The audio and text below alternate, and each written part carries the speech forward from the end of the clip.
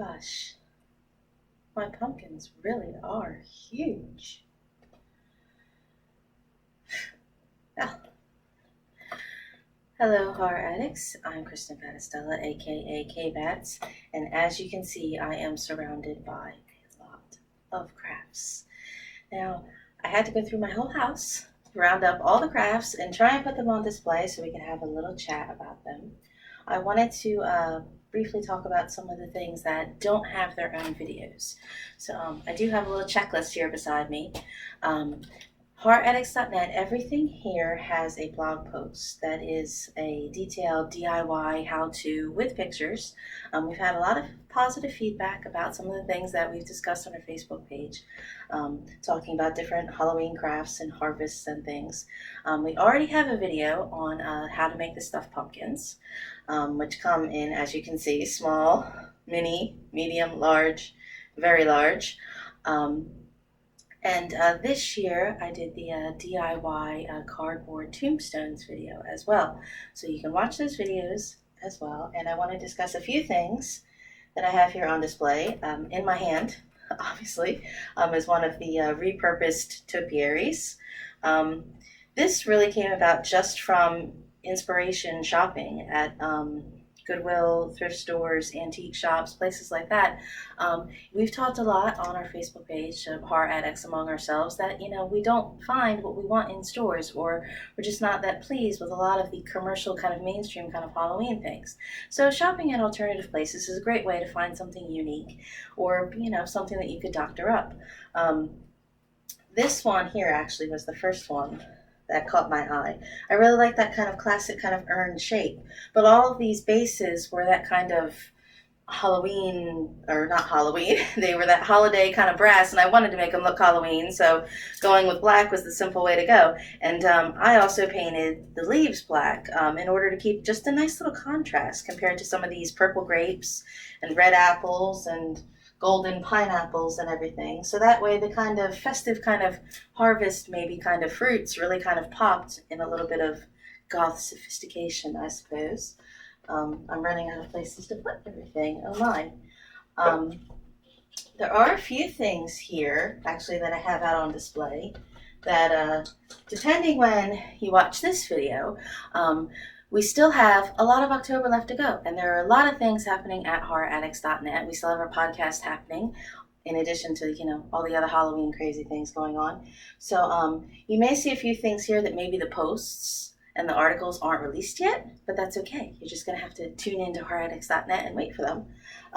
Actually, this my whole thing about using black paint is one article that just normal little gourds all of a sudden become nice and black and spooky. And this little guy here was just a cute little country tin from my mother, but now it looks nice and black and spooky, and I actually keep this out year round just because I'm weird like that. Last year I did these painted bottles and tea-stained labels. So this was just regular acrylic paint, grays and beiges, to just kind of age up some normal bottles. And then I just printed out some different types of spooky little kind of designs that I liked. And some of them I did here as labels, and others I did as little tags. This year, again, in an upcoming post, you can see how this time I just went with all black on some bottles and just some twine. And actually, when you've got these out in a little cute little tablescape sitting on their own little tray, they're quite fun, because here you're kind of laughing, ooh, that's a spider, ooh, this is something creepy. But I love the idea that there's a little mystery of, what kind of poisonous elixir is in these bottles. We don't know. And these are just bottles that I saved from recycling, which is fun. Nope, not this one. This one, you can actually see, I think these were bubble bath. And I think it's really cute that these are basically the same bottle, and they've just been redone in two different fun, spooky Halloween ways. Recently at HorrorAddicts.net, here has been the ghost candlesticks. These were really impromptu for me. These little O-shaped faces are actually the inside of the foam letters, just regular craft store kind of foam letters that I used on the DIY tombstones. So these are the insides of the O's, and these little ones are sort of what's inside, like the P or the B or the R. And I thought they looked like little O gasp kind of ghost faces, and that matched the white of the yogurt bottle. But I like how this is something, maybe that's something that could be fun for some kids. You know, you could paint it orange and do a jack-o'-lantern face and, you know, put little flowers or something inside, or kids could do, you know, monster green with kind of stitching and bolts and make little pencil cups or something. And these are just the dollar store lights that I stuck inside here. And actually one of the more difficult projects I think I've done is actually getting all this twine kind of wrapped around this kind of bevel shape where everything kind of comes together. That took a lot of time-consuming hot glue. Strangely, that's the one thing that scares me. Hot glue? No. Last year, you can see here, again, last year's posts are all still available at r-addicts.net. This is one of the creepy Cloches that I made. This is a kind of party mix, chips tub snack tray kind of thing that I just cut off the lid portion, and then filled it with all the different moss and kind of glow-in-the-dark kind of skulls. I said in my post, I feel that this is a little flimsy, perhaps, because I used a plastic base. I didn't put it on any kind of permanent kind of stand. And I like it. The one thing I dislike about that kind of clutch is that when it's next to a real one, you do notice the difference. Maybe if this is just a more clear shape, perhaps it has a nice oval to it.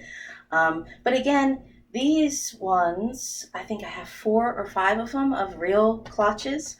I found these, again, at the thrift shop, and some of them I've added to what's inside, or I've completely done a whole spooky overhaul to them, and some of them I like. I just left them the way they are.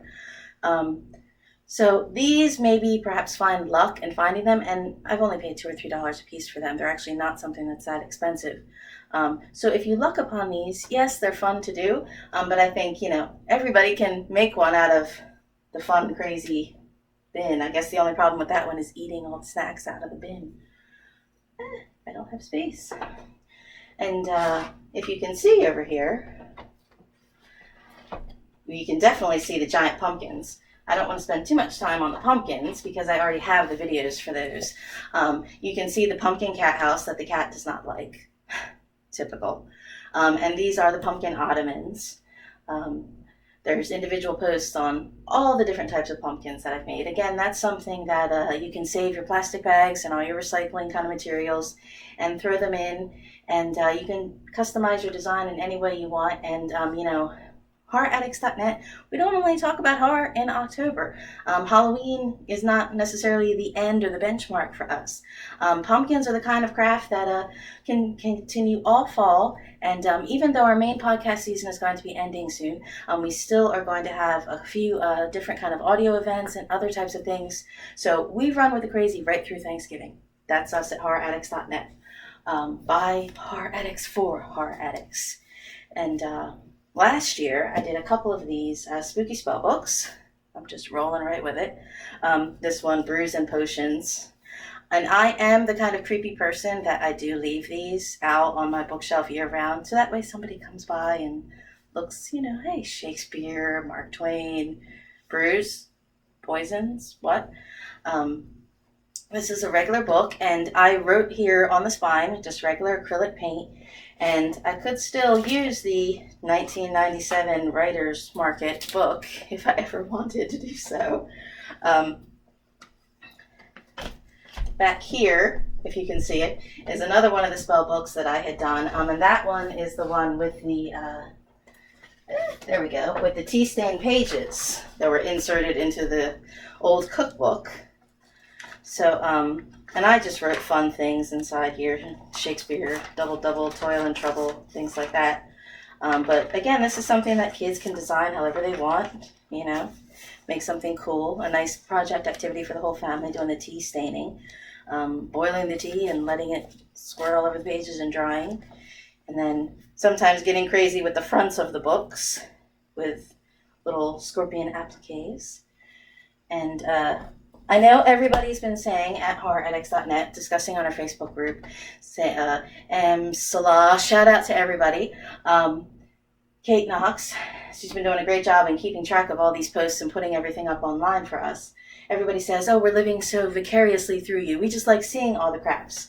But now there's no excuse for everybody, because I know you all have the toilet paper rolls. So there's no excuse that's stopping you from making your DIY candle clusters.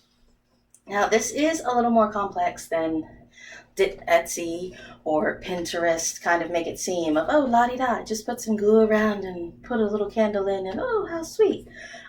This took several coats of going around and gluing and going around and painting, but that did actually make it a really solid kind of sturdy kind of structure.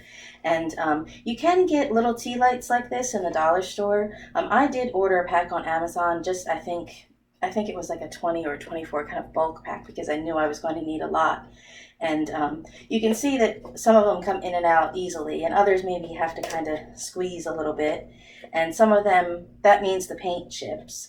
So, I mean, you expect to have to do touch-ups on something. But at the same time, compared to some of the more expensive kind of candle sets that you buy, where maybe the remote control doesn't work anymore, or you have to disassemble it to get into the lights or the batteries inside. I have replacements for these if a battery goes bad, or if I just want to put in a whole new one. So really that was the most expensive. That's the thing. Also, maybe I'm cheap, but a lot of these things were very affordable that anybody can do. I mean, I think it was maybe $12 or $16 total, and that was just mainly for more glue and the paints and the candles. Compared to, again, how much you would pay for something real. And I think last but not least, I don't know if you can see what I have here. This cute little fancy tray is actually another thrift find, if you can see it. And I just want to explain briefly, but not sort of explain. This is an upcoming craft. So stay tuned to horroraddicts.net. You can read the complete DIY of how I did this tray. But I made a little cemetery up here out of picture backs, which, there you go, now you can see me. I know it sounds a little confusing saying, what? Those are picture backs? But knowing me, I looked at them and I saw coffins and I went with it. So this will be a DIY upcoming at horroraddicts.net that you'll be able to read the whole how-to post and be able to see all the pictures in detail of some of my step-by-step process. So did I cover everything? I have a checklist here. Yes, I believe I did. All right. So horroraddicts.net, let me refresh. You can find every single thing I've talked about here, a blog post, either already posted or forthcoming.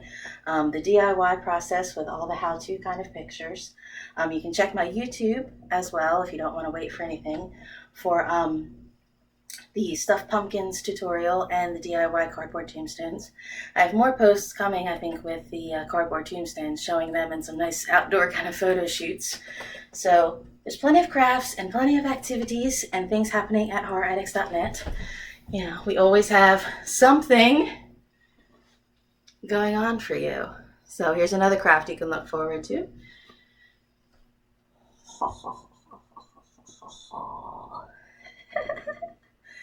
Oh, that does look really creepy. Yes. Go Kbatz.